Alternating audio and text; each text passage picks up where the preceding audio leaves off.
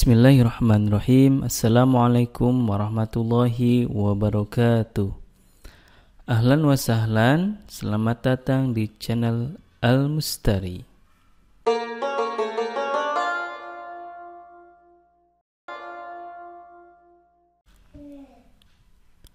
Oke teman-teman sekalian, insyaallah pada kesempatan kali ini kita melanjutkan pembahasan ilmu balaghah kita, yakni tentang kalam insya'i.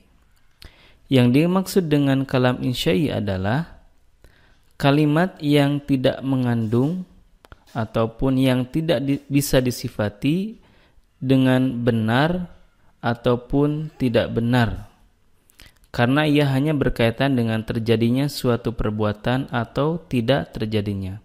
Teman-teman sekalian, kalam insya' ini merupakan antonim dari kalam khobari.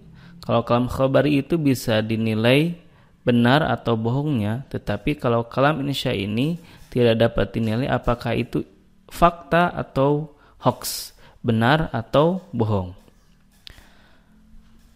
Kalam insya'i ada dua macam. Ada kalam insya'i tolabi dan ada kalam insya'i ghair tolabi. Yang dimaksud dengan kalam insya'i tolabi adalah kalimat yang mengandung permintaan yang hasilnya tidak terwujudkan secara langsung pada waktu permintaan. Nah, yang termaksud dalam kalam insya'i tolabi, yang pertama ada al-amr, 2 an-nahi, 3 al-istifham, 4 at-tamani, dan yang kelima an-nida. Yang pertama ada yang disebut dengan al-amr atau perintah. Nah, kalimat yang ada perintahnya itu termasuk dalam kalam insya'i tolabi. Nah, sigot-sigot atau bentuk-bentuk dari al-amr ini yang pertama bisa berupa fi'il amar, contohnya ukhruj, keluarlah. Atau fi'il mudhari yang diawali dengan lam amr, contohnya falyakul khairon aw liyasmut, maka hendaklah berkata yang benar atau diam. Yang ketiga bisa berupa isim fi'il amar, contohnya amin, yang artinya kabulkanlah, padahal di sini isim ya, tapi artinya adalah fi'il amar. Ataupun masdar yang mana menjadi pengganti dari fi'il amar, contohnya julusan. Nah, ini merupakan pengganti dari ijlis. Yang kedua ada anhi atau larangan. Bentuknya atau sigotnya adalah fi'il mudhari yang diawali dengan la nahyi. Contohnya la ta'kul qa'iman. Yang ketiga ada al-istifham atau pertanyaan. Contohnya, ma hadza, apa ini? Man yasumu al-an, siapa yang puasa hari ini? Kemudian, kaifa haluka, bagaimana kabarmu? Nah, pertanyaan-pertanyaan dalam bahasa Arab itu terkategorikan istifham dan juga termasuk kalam insya'i tolabi. Yang keempat ada at-tamanni. At-tamanni adalah ungkapan pengharapan sesuatu yang sulit terjadi, bahkan yang mustahil terjadinya. Contohnya di sini, ala laitash syababa ya'udu yauman fa akhbirahu bima fa'alal musyibu.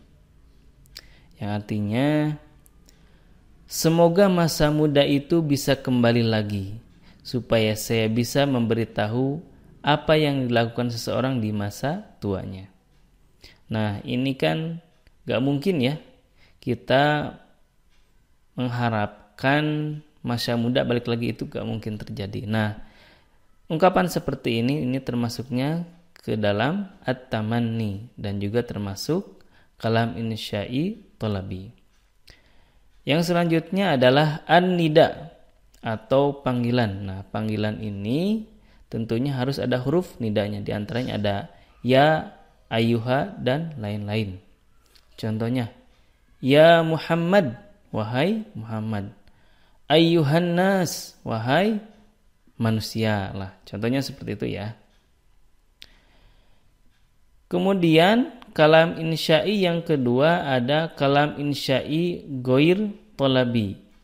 Yang dimaksud dengan kalam insya'i ghair thalabi adalah kalam yang tidak mengandung permohonan yang hasilnya tidak terwujudkan secara langsung pada waktu tersebut.